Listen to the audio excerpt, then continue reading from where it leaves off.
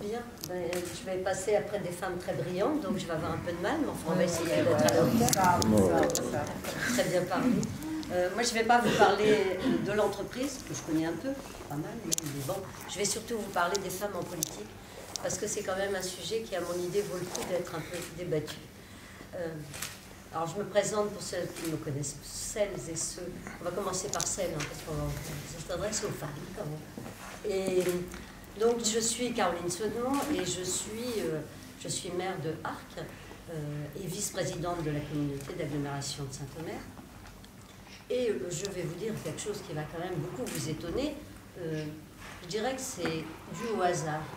Alors, un hasard objectif, parce que je ne sais pas si vous avez lu un petit peu Emmanuel Macron, et qui parlait toujours des hasards objectifs. Alors, qu'est-ce qu'un hasard objectif? Vous avez des choses qui vous arrivent dans la vie, et vous sautez sur l'occasion, vous les prenez ou vous ne les prenez pas. Bon, moi, il m'est arrivé vraiment un hasard objectif. C'est-à-dire qu'il y avait donc une mairie dont, j'allais dire, l'idée ne me plaisait pas beaucoup, c'est-à-dire que ce qu'on voulait en faire de ma ville, ce qu'on voulait faire de ma ville, c'était pas dans mes idées. Pas de critique de ma part, mais simplement, c'était pas ce que je voulais pour ma ville natale.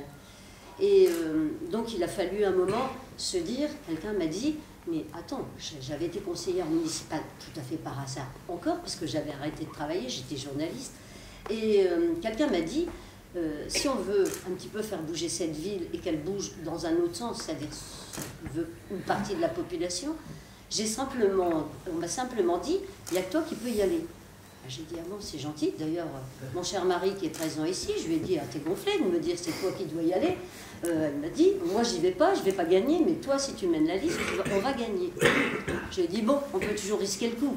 Et c'est exactement ce qui s'est passé, mais seulement, il faut un petit peu, ça c'est un petit peu en même temps, je vais mêler les conseils et ce que j'ai fait, c'est qu'il faut un moment se dire, je suis capable de le faire. J'en reviens à ce que tu disais tout à l'heure, vous disiez toutes les deux, un homme, par exemple, qui veut aller à la mairie ou à la députation, il va se dire, j'ai envie d'aller à la députation. C'est tout. Il ne se pose pas d'autres questions. Une femme qui veut y aller, elle va se dire, j'irai bien à la députation, mais est-ce que j'en suis capable? Alors là, c'est ça, c'est que votre mentalité, à vous, mesdames ici présentes, c'est qu'elle doit aussi changer. Il faut qu'on élève, il faut que vous éleviez les filles et qui nous suivent, il faut leur dire, mais vous avez votre vraie place dans la société. Donc moi j'ai fait cette campagne avec conviction, parce qu'il faut aussi se dire, je suis capable de le faire, et il faut sauter de la tête que je vaux bien un homme. Non, je ne vaux pas bien un homme, je suis à égalité, on va dire. Pourquoi une femme ne réussirait pas mieux?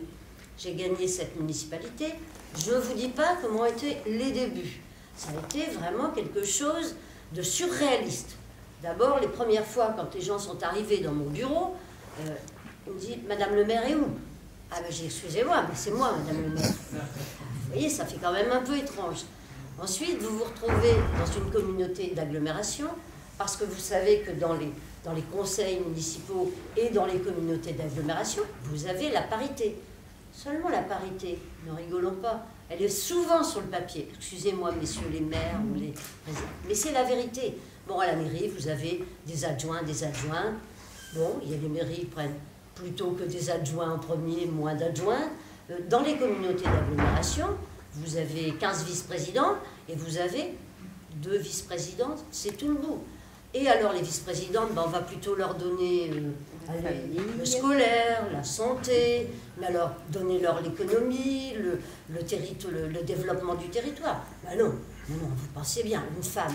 Mais pour ça, il faut se battre, parce que je vais vous dire les qualités qu'ont les femmes par rapport aux hommes. Les hommes, qui sont des guerriers, comme tu disais tout à l'heure, mais les femmes, ce sont aussi des guerrières, parce que les femmes, elles ont beaucoup de comment dire, j'allais dire, elles ont beaucoup de bon sens, et elles voient les choses vraiment autrement. Et ce que je ne voudrais pas, moi, parce que je ne suis pas une féministe convaincue, je défends les femmes autant que les hommes, je pense que nous sommes tous très complémentaires, et que je ne vois pas pourquoi on se passerait des qualités des uns et des autres, en définitive. Et ça, cette chose que Emmanuel Macron veut aussi, moi c'est pour ça que ça m'a tout de suite tilté, c'est que lui, il pense toujours qu'on a besoin les uns des autres. D'ailleurs, vous voyez bien, Emmanuel Macron, il a quand même sa femme qui est derrière, et avec qui il travaille en parfaite harmonie. Et je dis aussi que pour arriver à faire ces choses-là, il faut avoir quelqu'un derrière soi. Une femme qui est un peu toute seule pour faire ce métier de la politique, qui n'a pas un mari qui la suit et qui accepte, c'est beaucoup plus difficile. Alors ce qu'il faut savoir aussi, c'est qu'on ne vous prend pas très au sérieux non plus quand vous êtes une femme politique.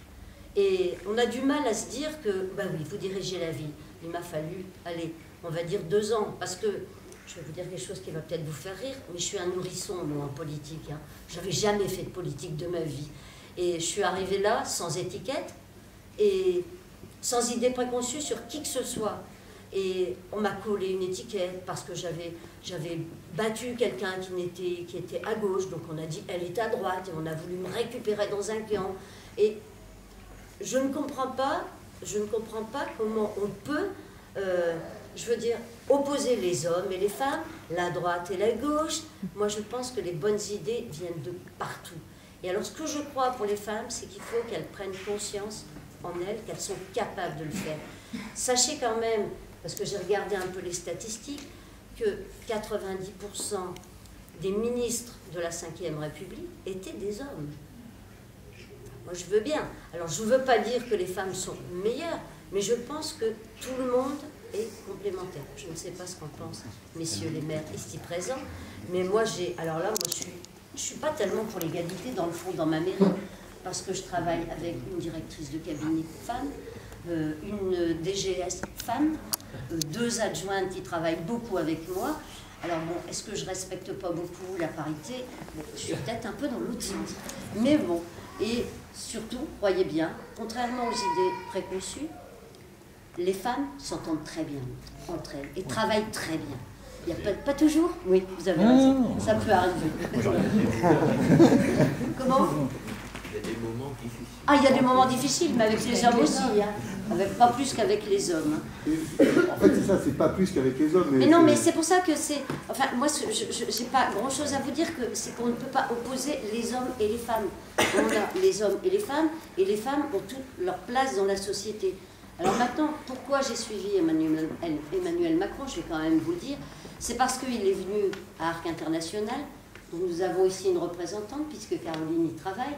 Caroline, entre parenthèses, qui a fait une très belle association qui s'appelle Vers Elle, puisqu'elle travaille à Arc International qui fabrique du verre.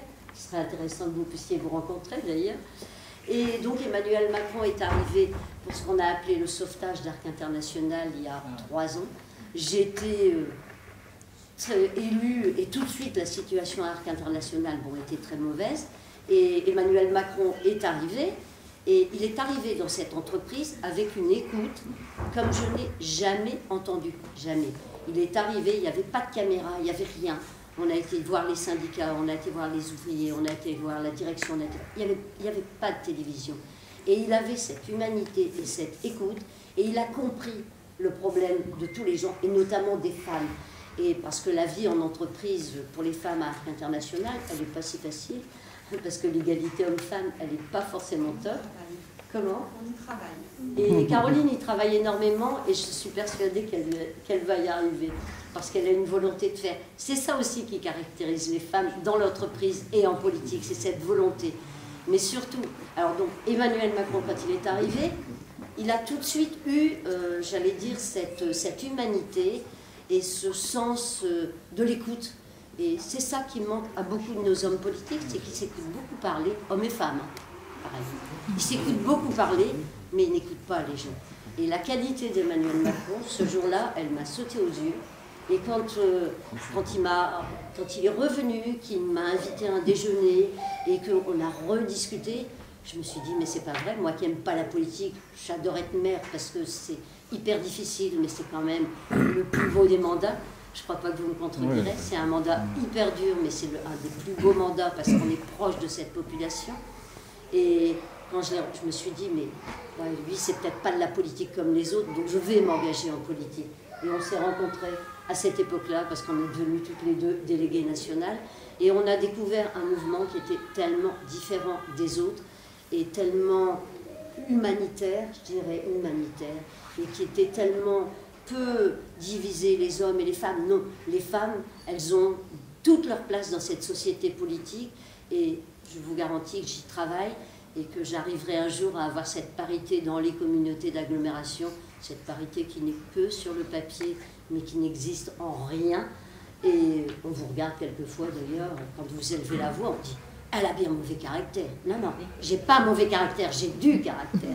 N'oubliez pas, c'est pas du tout la même chose. Voilà, je vais pas être plus longue, je vais pas vous barber, mais juste, je voulais vous dire que ayez confiance en vous et ne vous dites pas que vous n'en êtes pas capable. Non, on a des ressources en soi qu'on n'imagine même pas et on en est capable. Voilà. C'est ce que je veux dire.